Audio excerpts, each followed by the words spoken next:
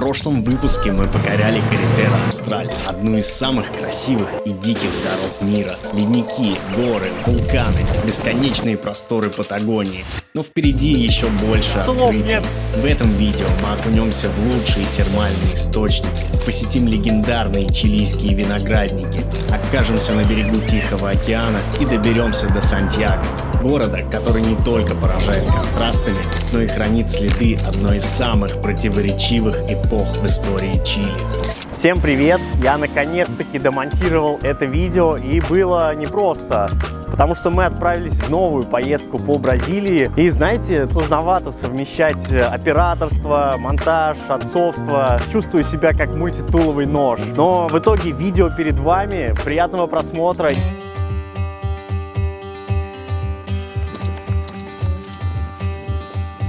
Ликан-Рей – небольшой курортный городок на берегу озера Калакуин. Это священное место силы для коренного народа, индейцев Мапуче. И до сих пор здесь проводятся традиционные ритуалы. Название города переводится как «каменный цветок», а название озера как «другой океан».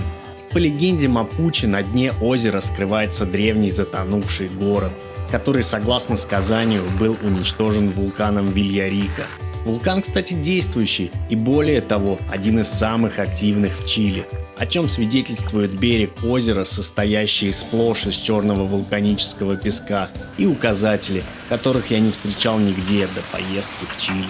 Они указывают на путь к эвакуации в случае извержения вулкана. Тут довольно-таки много вулканов, и практически в каждом городе мы встречали вот такую вот зелененькую табличку. Вода в озере кристально чистая, но очень холодная. А на закате и без того красивое побережье становится просто фантастическим.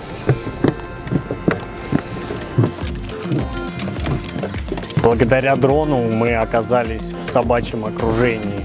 Вот они, наши псы верные. Идут. Вот один, вот второй, вот третий, ну и Джейк.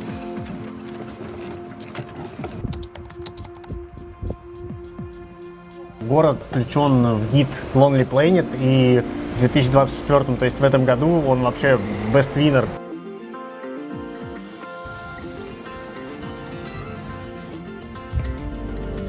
Вулкан Вильярика за нашими спинами живой и дышащий. Местные говорят, что иногда ночью можно увидеть его зловещее свечение. Вильярика – один из немногих вулканов в мире, где в кратере постоянно кипит лавовое озеро. Именно благодаря ему здесь появились лучшие термальные источники Чили.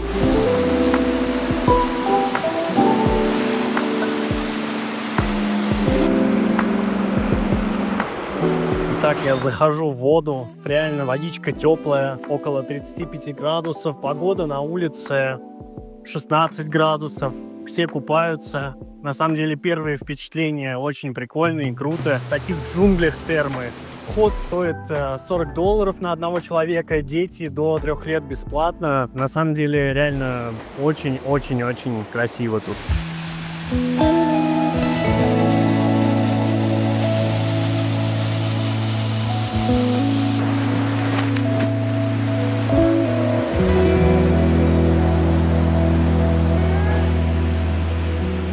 На территорию терм с собой продукты брать запрещено, но тут есть прикольная кафешечка. Меню довольно-таки хорошее, интересное. Мы взяли 2 супчика и пиццу, и стоило это $25. А еще можете вы бесплатно подходить и брать лимонад. Мы заметили, что многие этим пользуются. Ну и в целом прикольно, уютно. Ну, мы тоже. Влада кушает обзоры.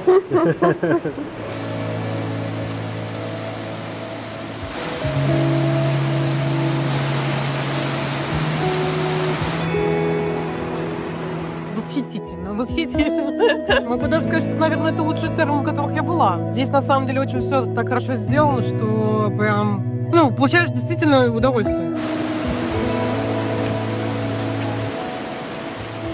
Место реально просто топчик, слов нету. Все красиво, все продумано. Просто куча бассейнов с разной водой. Классно, как ребята вообще, кто это строил, смогли совместить природу и вот эти вот деревянные настилы. Честно говоря, ни разу не был в таком красивом, уютном, да у меня слов нет в каком месте. Если вы будете здесь, обязательно заезжайте сюда, вы не пожалеете ни денег, ни времени. Это моя прям максимальная рекомендация.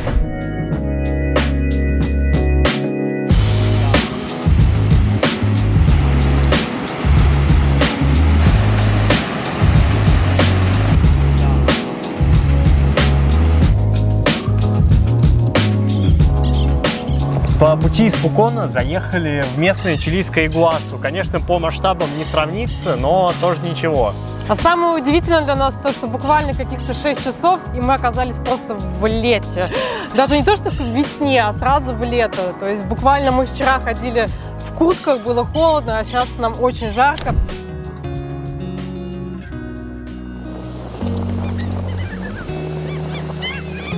Мы наконец-то добрались до Тихого океана. Тут все реально очень красиво. Я вообще впервые в жизни на Тихом океане. И мне пока все очень нравится. Тут просто замечательнейшая коса. Немного холодно, но океан есть океан. Но все же немного расстройства мне пришлось испытать. Какие-то 200 метров, я не знаю, даже не 200, тут просто 100 метров. Вот ты видишь океан, он шумит, и рядом горы мусора. На мой взгляд, природа – лучший спутник в путешествии. Лично мне она дает тонну вдохновения, а взамен просит совсем немного – уважения. Оставлять после себя чистоту – это самый простой и действенный способ сказать природе спасибо.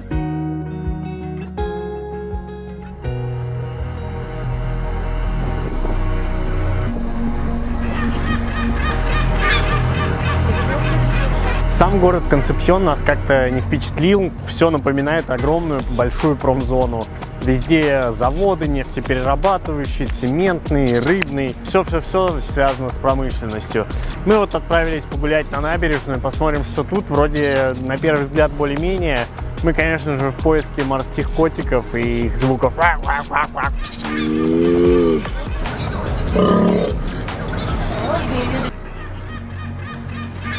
Круче всего, что тут есть рыбный рынок со свежими морепродуктами. Мы взяли себе на ужин 6 крабов, и стоили они всего лишь $5. No pasa, pues, mano. No pasa, pues, mano. Mira, eso es bullying.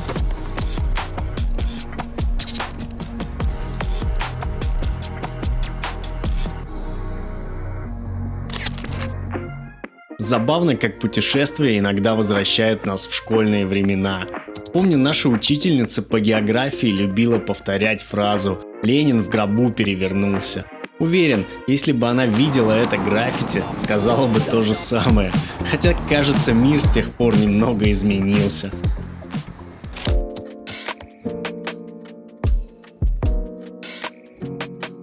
В Сан-Фернандо мы оказались неспроста. Влада выбрала на Google Maps такую вот прикольную футуристичную винодельню. Сейчас пойдем пробовать вино. Надеюсь, оно такое же вкусное, как и прекрасное это место.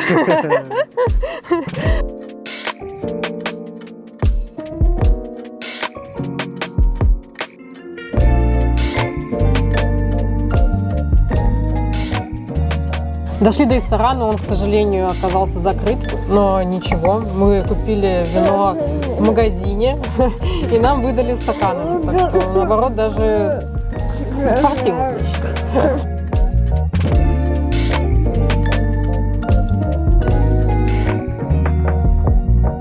На выезде из винодельни заметили вот такую интересную табличку. Видите, шкалы и уровни опасности ультрафиолетом. Очень напоминает уровень опасности схода лавин на горнолыжном курорте. Чили – одна из самых солнечных стран мира. Особенности атмосферы, высота над уровнем моря, влияние озоновой дыры, близость северных регионов к экватору делают ультрафиолетовое излучение здесь экстремально высоким. Но в то же время высокий уровень солнечной радиации положительно влияет на созревание винограда.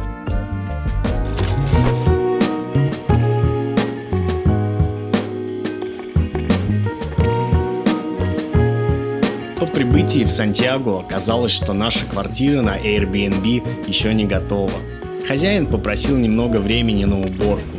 В общем, мы занесли кошку и сами отправились на гору Сан-Кристобаль. Сан-Кристобаль – это лучшая обзорная точка города высотой почти в 900 метров над уровнем моря. Название горы переводится как «Святой Христофор» в честь раннехристианского святого, который является покровителем всех путешественников. На вершине расположена 14-метровая статуя Святой Девы Марии, одного из главных религиозных символов Сантьяго и места паломничества в католические праздники. Это, между прочим, самая высокая точка города. И отсюда реально весь город видно как на ладони. Куча туристов и дымка. Дымка, которая окутывает Сантьяго де Чили. Но хочется отметить, что все равно здесь отличный парк. Здесь можно как прогуляться пешком, так и прокатиться на велосипеде.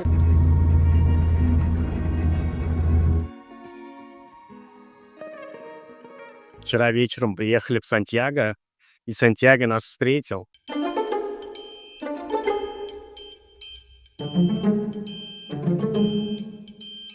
Привет, Сантьяго. Привет, родной.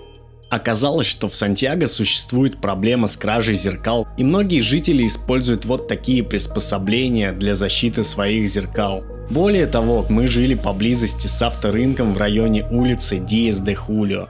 На этом рынке можно приобрести различные запчасти для автомобилей, как новые, так и БУ, зачастую ворованные из припаркованных поблизости автомобилей. Сотрудники БУ разборок зазывают проезжающих мимо людей и прямо на месте организовывают установку запчастей. Вообще, место довольно злачное и пользуется плохой репутацией среди местных жителей.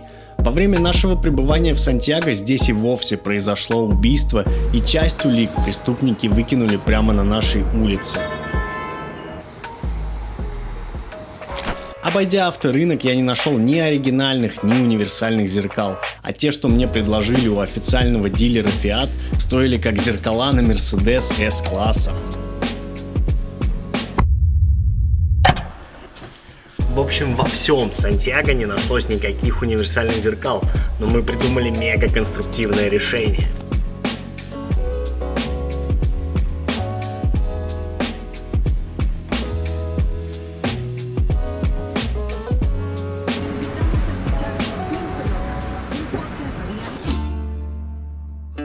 Отправившись в центр Сантьяго, первым делом мы решили посмотреть на президентский дворец Ля Монеда, место, где в 1973 году произошел военный переворот, изменивший ход истории Чили. Ля Монеда и прилегающая площадь напомнили мне Каса Росада, президентский дворец в Буэнос-Айресе, который тоже стал свидетелем военных переворотов и протестов. Обе резиденции не просто правительственные здания, а символы политической борьбы в Латинской Америке. Я думаю, это вообще особенность латиноамериканских стран, что тут центральные площади очень похожи. Но так все прикольно, уютно. Сегодня Ля Монеда не только резиденция президента, но и культурное пространство с музеями и выставками. Чем отличается Сантьяго от Буэнос-Айреса? Я буду сравнивать, конечно, этот город с Буэнос-Айресом, потому что Буэнос уже стал нам как родной. Тут в центре очень много людей в деловых костюмах, все куда-то спешат, очень много офисных помещений. И реально город прям живет, просто не протолкнуться. Это середина дня и реально не протолкнуться.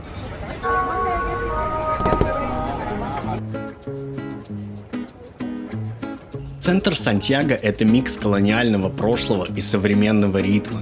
Здесь узкие улочки соседствуют с широкими проспектами, а старые испанские церкви с небоскребами. Ля Монеда, главный собор, оживленная Пласа де Армас – все это сердце города, где чувствуется дух истории и перемен, а дополняет атмосферу мегаполиса крутейший стрит-арт. Гуляя по центру, я ловлю себя на ощущении дежавю. В сочетании монументальных зданий, масштабных площадей и даже в атмосфере Сантьяго напоминает мне родную Москву. Крошечные переулки сменяются шумными проспектами, а вдоль дорог стихийные рынки с многочисленными торговцами. Вообще кучей попрошаек, всяких торговых рядов и прочего хлама. Мне напоминает 90-е годы в Москве и мое детство. И тут мы даже наткнулись на такой магазинчик, где можно купить CD-диски. AC/DC, Sade, Nirvana, Тупак – все то, что не раз звучало на повторе в моем плеере. Прогуливаясь по улицам Сантьяго, я наткнулся на сцену, которая буквально перенесла меня в прошлое. Прямо на улице кипит игра в наперстке, все точь-в-точь, как в моем детстве. А чуть дальше полицейские спорят с уличными торговцами, пытаясь навести порядок, но все как обычно идет по давно знакомому сценарию.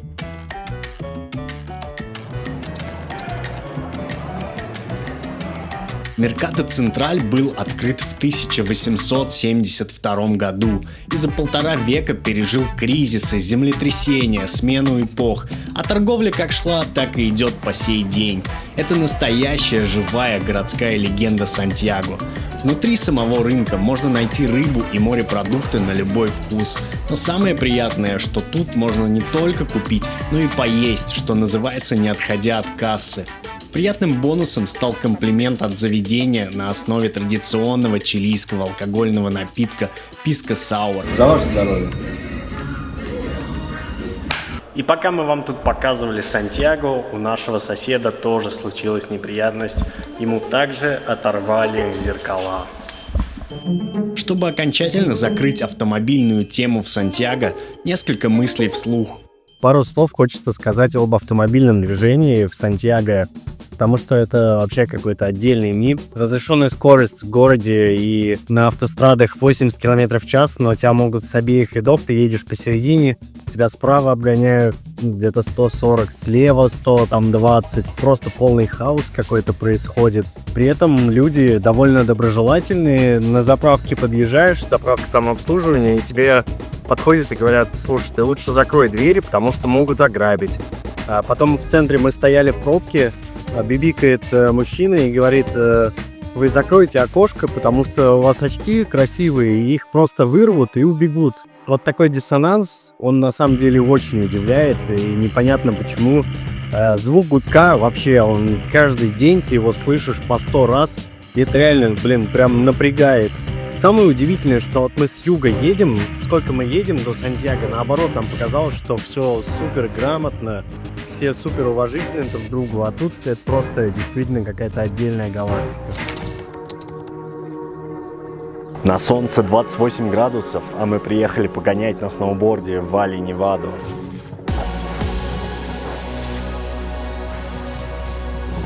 Для меня горы – это лучший способ снять городской стресс. А если выдалась каталка, то это вообще супер. Мы с Владой очень обожаем это дело.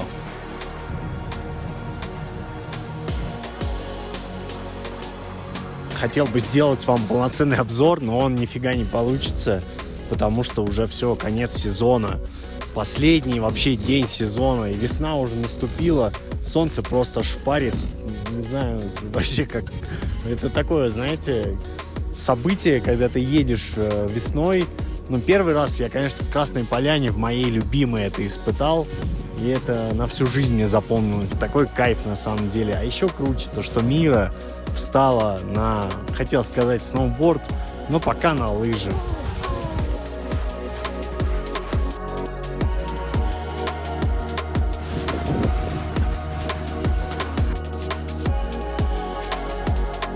Мира, как тебе твой первый проезд? Ты еще не умеешь говорить, правда? Очень интересно, ничего не понятно. Мирослава. Резюмируя, курорт очень понравился. Закрытие сезона прошло на ура. Спасибо тебе, Валли-Невада. Надеюсь, мы еще встретимся.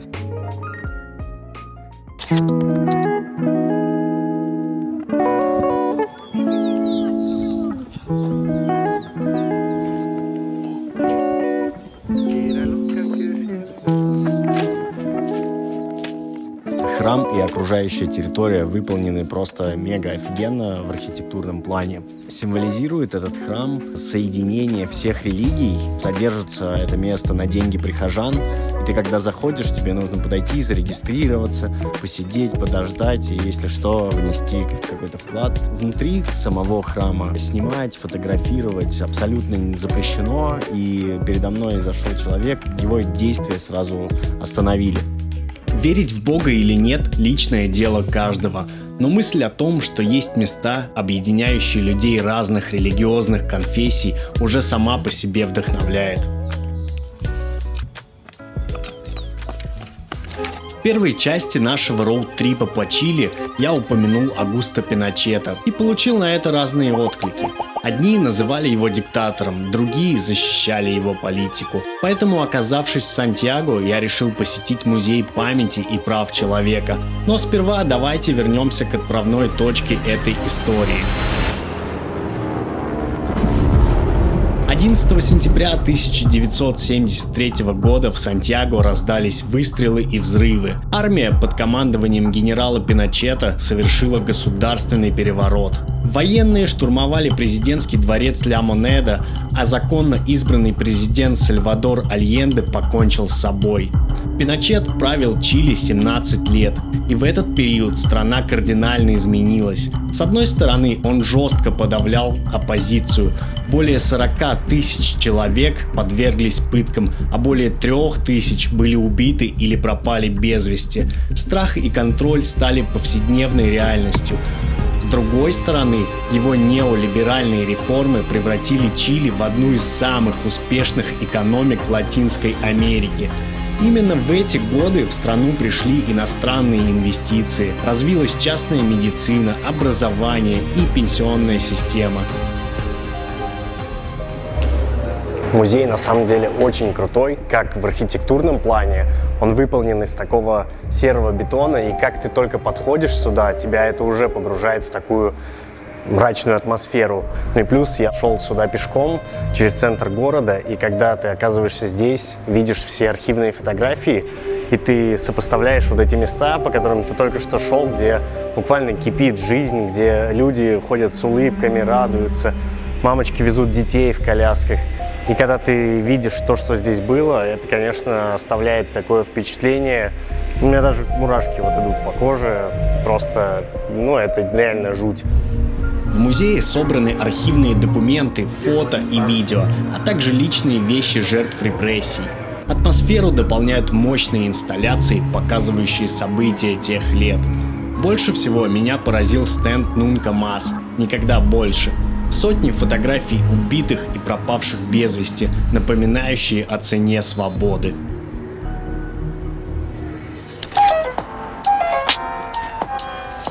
Заканчивать видео на грустной ноте как-то не камильфо, согласитесь же. Поэтому у меня есть для вас радостная новость. В моих руках тест на беременность. И это офигенная новость. Застала нас в Сантьяго. Мы этому безмерно рады. Сходили к врачу, он все подтвердил. Мы будем родителями второго ребенка. Что же касается видео, в третьем заключительном выпуске нашего роуд-трипа по Чили мы проедем вдоль побережья Тихого океана и окажемся в пустыне Атакама. Будет очень-очень интересно, поэтому обязательно подписывайтесь, если вы еще этого не сделали. Конечно, оставляйте свои комментарии и лайки, и обязательно прожмите колокольчик. Всем спасибо, что досмотрели это видео, и пока!